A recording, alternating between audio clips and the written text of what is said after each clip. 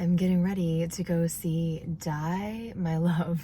We already have expectations for it to be a feel-bad movie. I saw a spoiler-free review basically saying that she felt horrible when she left the movie. And so that's similar to when I went to go see Bring Her Back. I knew it was gonna be rough. That one also centered around motherhood. This one, from what I understand, is about a woman who just goes crazy after she has a baby. From what I understand, it's more about the relationship with her husband than with the baby. So this movie might take it a little bit easier on me, because if it was really like postpartum psychosis centered around the mother and baby mainly, that would be a really, really hard watch. And this movie, I guess, was directed by the person who also did We Need to Talk About Kevin. I saw that this past summer for the first time, and it was rough. Also dealing with parenthood, but a completely different type of story. Just as brutal. So while it was a really, really hard movie to watch, it was a really good movie, but it was just rough. So I'm anticipating that I'm gonna like this movie. That is my prediction. My prediction is I'm gonna like this movie. I already know going into it, it's probably gonna be hard to watch. But when I first heard about it, I was very, very excited. I tend to like Robert Pattinson and Jennifer Lawrence's acting. So my expectations are relatively high, but managed. So let's see how this movie is.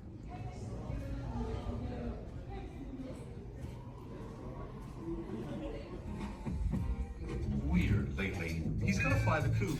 The amount of people showing up in their PJs, like, granted, I'm wearing comfy clothes, but like legit PJs and blankets is hilarious, but also cozy because the temperature has gone down, so it's getting a little bit cold. So I've just seen the movie, and was my prediction correct? Did I like this movie? Well, as the movie went along, I was starting to doubt my prediction. But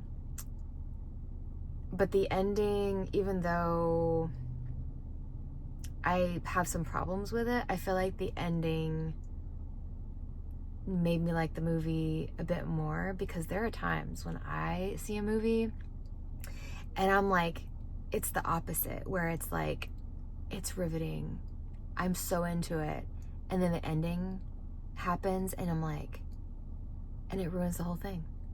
So this was kind of the opposite, where I kept waiting for something to happen, and then the ending happened and it wasn't what I expected, and it wasn't completely positive or negative. I don't think that this would be a movie that I would rewatch, but would I recommend seeing it? Sure. Again, I didn't think I was going to recommend this, because throughout the movie, I just was like, what's going to happen? I just kept feeling like I was just waiting. It was just a waiting game in this movie. And the movie, in a lot of ways, is like kind of frustrating. I know that Jennifer Lawrence's character is going through some things, but she is not a likable character. And even for somebody who, like, I didn't go through what her character went through necessarily, but I had a hard time postpartum too. And obviously it's different for everybody, but her character just, I don't know, it's weird. You would think that I would have sympathy for her just because of what she was going through, but I don't know. Right off the bat, one of the first things I noticed about the movie was it's kind of hard to watch, literally, because a lot of the shots are at night, and that's one of the things that I had heard about. And for that reason, it's hard to literally see. So I'm sure, I mean, obviously I don't make movies. I'm sure that's a very difficult thing to pull off. But as the viewer, it was just hard to see what was happening in the scene. And so I think part of why I said I just kept waiting for something to happen is a lot of this is the movie, a lot of it is really subtle. It just shows,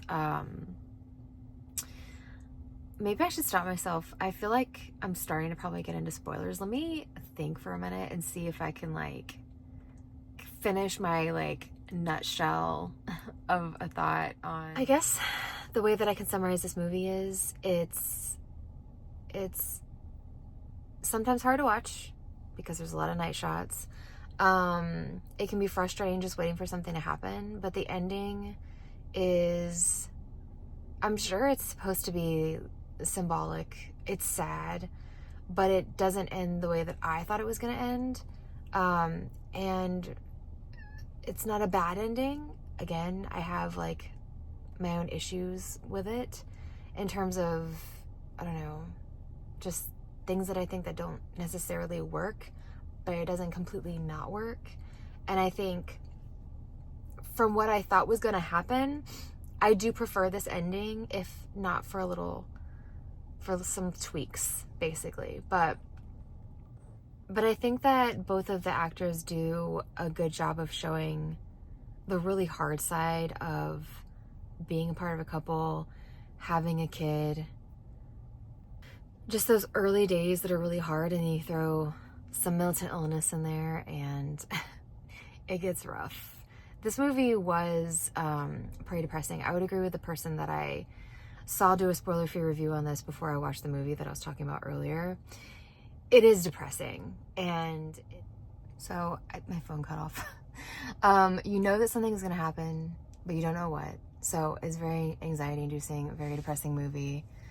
But again, the ending saved it. So if you want to hear some spoilers, keep watching. So this couple in the movie, crap. I forgot what Robert Pattinson's his name is. Jennifer Lawrence's character's name is Grace. And I don't know if they shouldn't be together or if they really are just crumbling under the pressure of having a baby. Because they're having a rough time. If your relationship is not strong already, a baby is not going to help it. But even the strongest of relationships can be tested, I think, when you have a baby, especially your first baby. You have no idea what you're doing typically. At least I didn't. And it can be terrifying. It can be exhausting. It can push you to your limits physically, emotionally, mentally. So they're having some problems. And her biggest thing is, I think that she's very isolated, which a lot of people can relate to, probably especially moms. He has some kind of a job. I don't know what he does. She is or was a writer and hasn't written since she had her baby. And she just wants to get laid, apparently, and is very bothered by the fact that he does not want to do anything.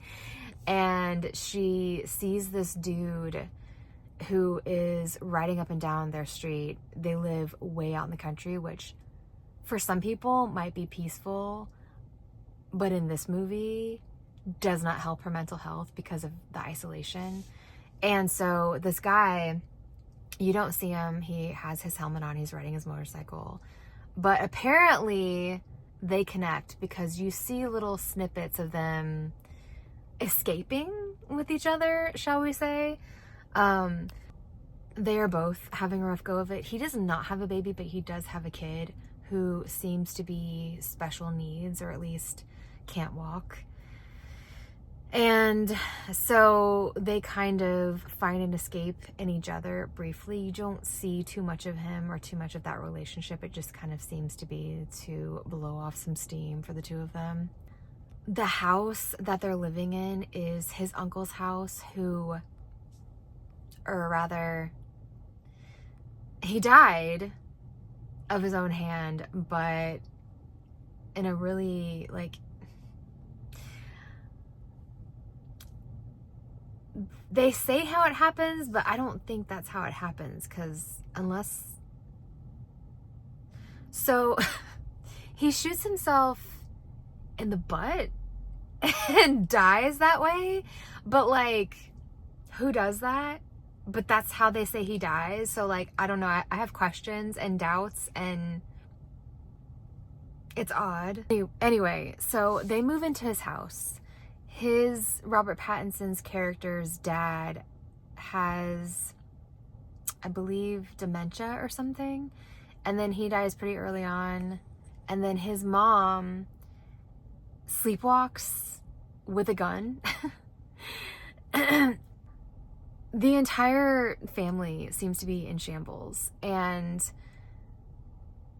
you know, it's very apparent that Grace, Jennifer Lawrence's character, is going through a lot of things, and people around her notice and want to help, but they almost treat her like she's crazy, which she's going crazy, but that probably makes her go crazier.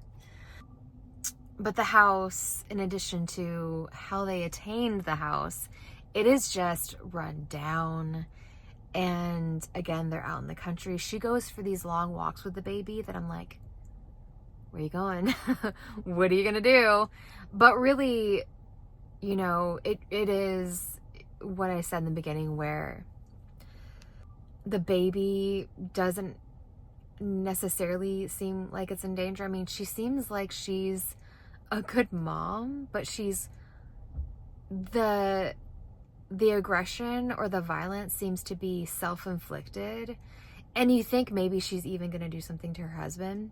There is a scene where she shoots her dog because they had been in a car accident that apparently in her mind she thinks he's not fixable, and so she shoots the dog, which is like, just take the dog to the vet. But obviously if you're not all there, you're gonna do things like that. But I mean, he brings home this dog to begin with, like, without consulting with her. Like, you have enough work to do with the baby. Why are you bringing home this dog who constantly barks and whimpers? And it's like, you know, going back to, was the relationship that good? Because who brings home a whole ass animal without, you know, consulting with the person that you live with? That they're just so disconnected. You know, she wants a little attention. He is completely just overwhelmed by her and doesn't know what to do, and is just completely lost. His mother, played by Sissy Spacek, is having her own issues, but like telling her that she's, you know, having a hard time and offering her help, but like kind of is in no position to help anybody. She really needs to help herself. She has a lot of outbursts when they have these get-togethers with friends. Again, a lot of self-harm stuff with her. She throws herself through a window. Will just take her clothes off at inappropriate times. There's even a scene where she spots her motorcycle guy with his family, and she's like, I'm gonna make him squirm a little bit. And she walks up to him, pretends not to know him, and says she has a flat tire that she needs help with. And he's just like, the look of terror in his eyes, like, it's just wild. So she eventually gets committed, and there's all of these scenes that kind of like jump back and forth between her being committed and like, is this really happening? And then there's a point where she has been asleep and she wakes up and you think, oh God, like, was all this a dream? Did she do something to her family? And poor Robert Pattinson's character, like, it's this constant back and forth of, she does something crazy, she needs to be committed, is she well now? And he doesn't know what to do, but bless him, he wants to continue to push through. He thinks that they're going to get through this. And then at the end of the movie, once again, you know, they're just kind of sitting together, like, what are they gonna do? And she walks off. And then this is the ending of the movie where I feel like it works, but not quite works for me. So she walks off into the woods. There's a lot of walking off into the woods. I'm sure there's some kind of symbolism. And I guess she finally writes when she is committed. So she walks off into the woods and she takes what she finally wrote. She sets it on fire. And the whole ass forest on fire. Once again gets naked. Walks out into this burning forest. He feels like she's been gone for too long. Why do you let her walk off in the first place? You know this means nothing good, sir. And he's like walking, sees the fire. And then he gets to a point in the fire where he sees her, but then he just stops and then the movie ends. So I'm like, okay, did he just finally let her go? Because before she walks off into the woods, she just says enough. So it's like she just decided, I've had enough. I can't do this anymore, which is so sad because I will say that, again, tying it back to myself, when, you know, my kid was an infant, I did not go through postpartum psychosis, but I went through something. Postpartum anxiety, depression. It was rough. And I remember thinking to myself that if I didn't know what was going on with me and that I would get better, or that if I didn't know that if I couldn't get better on my own, that I could go and get help, I don't know what I would do, because it was a struggle every day. It was like a war in my mind. I was tense all the time. I was anxious all the time. And that's no way to live. Like, it was a struggle every day to get through every day. So when she said enough, I thought, oh, I get it. But it's also so sad because the ending is her giving up and seeing somebody lose that fight when this should be a happy time. She loved her baby and she was a good mom. And it's like, but it was too much for her. She couldn't do it anymore. Like, it made me feel emotional, but like I didn't cry. And so it's like, I guess in the end, he realizes like she can't do it anymore. And instead of saving her like he always does, or instead of taking her back and trying to get her help like he always does, he lets her go and she wants to go. But it gives me goosebumps now, because it's like, it's so sad, because it was right after, in the movie, it was right after her baby's 1 year birthday. And that's when they say that if you're struggling, it should start to get better. It's that first year that's really hard. And to see that she lost that struggle, that character lost that struggle, is really, really sad. But I feel like the ending with her burning her book and her walking off into the woods, into the fire, setting this fire, and him letting her go, it's supposed to be symbolic. There's probably some messages in there that I didn't get. Maybe I would, if I thought about it more after the movie, but these are just my initial chaotic thoughts right after seeing the movie. But going into this, I thought she was going to kill her husband, if not more people, maybe even including herself. But I didn't expect for it to be this like walk off into the woods, like I quit. So it's like, why does she have to do it that way with a whole forest fire? I don't know. I guess if I think about it, in a way it makes a little bit of sense, because the entire time she's so destructive, like self-destructive. But with the fire, it's you're destroying more than just yourself. But I guess the whole movie, she was just this big force, this big chaotic, dangerous force that was mostly dangerous to herself, but had the potential to be dangerous to everybody else around her. So I guess that's where like the symbolism comes in. And so yeah, the ending was not expected, but better than I expected. Like, I think it says something. Like, I think it's making a statement about what she went through. And so rather than having it be like outward, because in a lot of times we see it all the time, you know, the mother takes out the kid or everybody. There's so many ways that something like this can play out, and I think that the way that they chose to end it makes you think. It makes a statement, and it makes you think more about what she was going through and what women can go through. So, those are my thoughts. And until the next movie.